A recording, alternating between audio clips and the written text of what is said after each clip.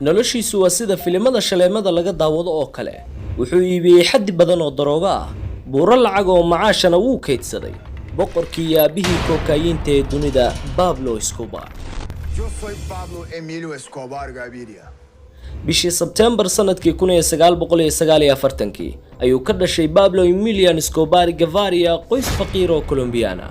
aabihii waxa uu ahaa beeraley, hooyadiina dugsiga hoose ayay baraka ahayd. 6 caruur ay walaalayihiin ayay duruufta liidata ku wada noolaayeen. markii ay daadiisa 5 jir ahaydna waxa uu hooyadii u ballan qaaday inuu ka mid noqonayo dunida dadka ugu hantida badan leh. dhab ahaantiina wuu xaqiijiyay taas. xilli hore ayuu Escobar galay dunida godobta iyo cadaawadda, isagoo waqtigii daayarka uu ahaana xadi jiray dhagaxaanta markhaatiga ee xabaalaha, isla markaana wuu iibin jiray. muddo kadib waxa uu horumar ka gaadhay falalka musuqmaasuqa, khiyaanada, xatooyada baabuurta suuqyada waaweyn iyo iibinta aqoonsiyada been abuurka. dhaqaalihii ugu badnaa ee soo gala Pablo xilligaas waa markii uu howlgal afduuba kula kacay koox asxaabtiisa ka mid ah, halka sidoo kale uu afduubtay mas'uul sare oo ka tirsan saraakiisha caasimadda Medellin ee Colombia, isagoo ka helay madax furasho gaadhaysa $100,000.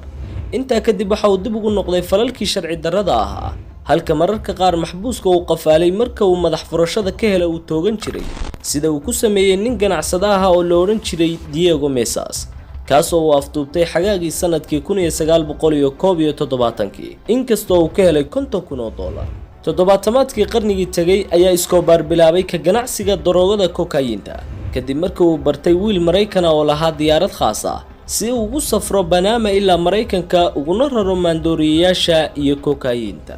Pablo waxa uu ganacsigiisa ku qarin jiray taayirada diyaaradaha, isagoo hanti badan ku bixin jiray duulimaadka keliyata. intaa kadib waxa uu iibsaday diyaarado tiro badan si uu u fududeeyo hirgelinta ganacsigiisa. bishii May sanadkii 1976 Pablo iyo saraakiil shirkadiisa ka mid ah ayaa la xidhay kadib markii ay ka soo laabteen Ecuador iyagoo sita 18 kilogram oo cajiinka kookaayiinta. inta dabadeed waxa uu isku dayay inuu laaluush bixiyo, balse kuma uusan guuleysan. hase ahaatee waxa uu amar ku bixiyay in nolosha la dhaafiyo labadii askari ee ka dambeeyay soo qabashadiisa, taasoo ku kaliftay garsoorka in ay ilaalaan dambiyadii loo haystay oo xabsiga uu ka soo baxo, isagoo ugu yeedhay sharciga rasaasta ama fitada, taasoo la micnaa in ay dawladdu qaadanayso laaluushka ama ay la kulmayso tiro badan oo dhimasho ah. isla markaana waxa uu fududaatay inuu iibsado mas'uuliyiin badan oo dawladda ka tirsan, iyadoo ay ku dhiirigelisay arrintaasi inuu yagleelo koox ka ganacsata maandooriyaha oo isku xidhan dhammaadkii toddobaatamaadkii, waxaana uu bixiyay Cartel Medellin.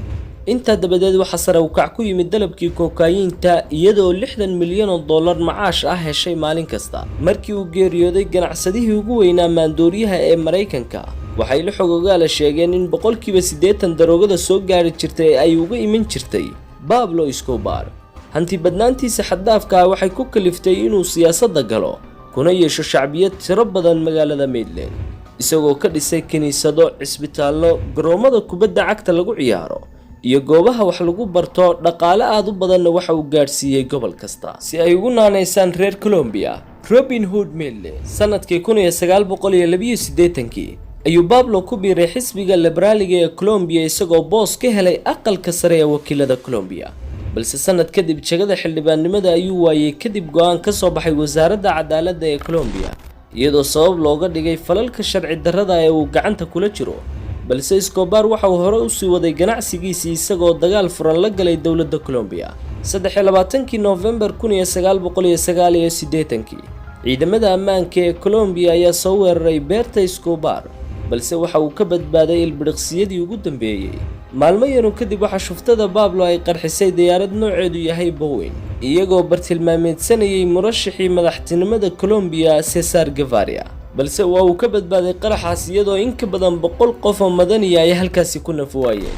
Cesar ayaa xukunka ku soo dhawaaday, waxaanu la galay dagaal culus ka ganacsiga kookaayiinta, taasoo Escobar ka dhigtay baxsad garsoorka Colombia oo dhan ay raadinayaan. bishii June 20 1991 Escobar waxa uu dhistay xabsi uu si mutadawacnimo ah u galay, kuna diyaarsaday wax kasta oo uu u baahan yahay si aan loogu gudbin Maraykanka. halkaas ayaanu ka sii waday Escobar shaqooyinkiisa sharci darrada ahaa ilaa xabsiga ay ku goodoomiyeen ciidamada Colombia ka hor inta uusan ka baxsan, si ay u bilaabmato howlgalkii lagu baadigoobayay ee galaafan doona nafsadiisa. labadii bishii December sanadkii 1991 waqtigaas oo Escobar uu la soo xidhiidhay qoyskiisa waxa ciidamada Colombia ay ku guuleysteen in ay xadidaan goobta uu ku sugan yahay. inta dabadeed waxa Pablo u geeriyooday 3 xabadood oo ciidamada ammaanku ay ku dhufteen, halkaas ayaanu ku dhintay hogaamiyihii iyo boqorkii kokaayinta.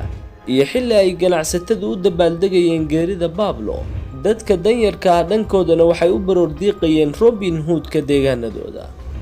jinaasadiisu waxay kulmisay 25,000 oo qof. halkaas ayaanu ku soo gabagaboobay halyeygii daroogada Escobar isagoo aan cidina ogeyn inta ay leegtahay hantidiisu. kadib markii wakaaladda Forbes ay ku tilmaamtay mid ka mid ah dadka dunida ugu lacagta badan, halka ila wareedyo kale ay sheegayaan in uu $50 bilyan ku kala aasay meelo kala duwan oo dalka Colombia ah.